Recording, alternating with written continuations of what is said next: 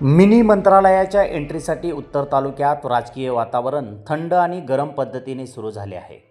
एकीकडे बिबीदारफळ जिल्हा परिषद गटातून वाजत गाजत भाजपाचे इंद्रजित पवार यांनी वातावरण गरम केले आहे, तर दुसरीकडे मात्र याच गटातून राष्ट्रवादीचे बळीराम साठे यांनी मात्र एकदम थंड पद्धतीने नियोजन लावले आहे। ना गाजावाजा ना रॅली, 10-12 जण आले आणि फॉर्म भरून निघून गेले। यामुळेच बिबीदारफळ गटात थंड गरम वातावरण चांगलेच गाजणार आहे।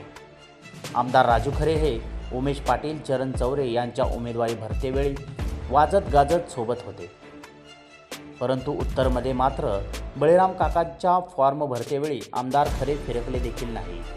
यामागे नेमक्या हालचाली काय होत आहेत याचा पत्ता देखील कार्यकर्त्यांना लागत नाही। ज्या खरेसाठी बळीराम साठे यांनी मोठ्या हालचाली करून आमदार निवडून आणला, अशा काकांच्या फॉर्म भरतेवेळी आमदार सोबत असायला हवे होते, अशी कार्यकर्त्यांनी प्रामाणिक इच्छा व्यक्त केली आहे। राष्ट्रवादीकडून नान्नज जिल्हा परिषद गटासाठी वडाळ्याचे अनिल माळी, नान्नज पंचायत समिती गणासाठी प्रकाश चोरेकर, वडाळा गणासाठी वैशाली सिलवंत, बिबीदारफळ पंचायत समितीसाठी अंबिका भाऊ लांबकाने आदींनी उमेदवारी दाखल केली आहे।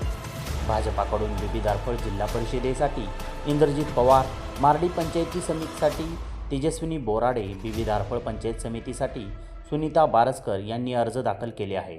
नान्नज जिल्हा परिषद गटात काका साठेंचा बोलबाला राहणार असे चित्र दिसून येत आहे, कारण भाजपाकडून नान्नज गटासाठी आश्वासक आणि आव्हान देणारा चेहरा अद्याप देखील जाहीर केला नाही। बिबीदारफळ पंचायत समिती या गणात अकोलेकाटीचे माजी सरपंच भाऊ लांबकाने विरुद्ध पत्रकार अरुण बारसकर असाच थेट सामना रंगणार आहे।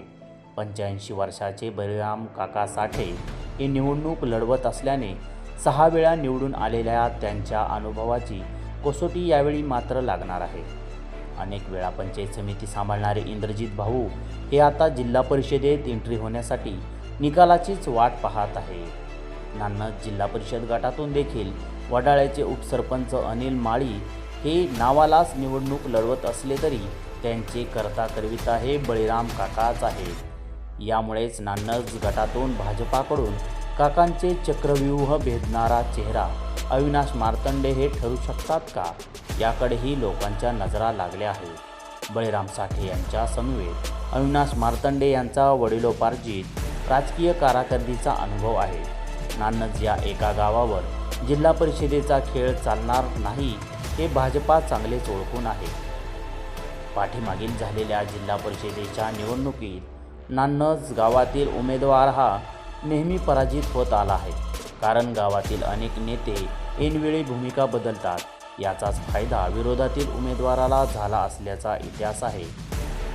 यामुळेच नान्नज गटातून भाजप हा कोणता चेहरा जाहीर करणार आणि तोच चेहरा निर्णायक असणार का, या चेहऱ्याची आजूबाजूच्या गावांवर पकड काय हे देखील पाहणे महत्त्वाचे ठरणार आहे।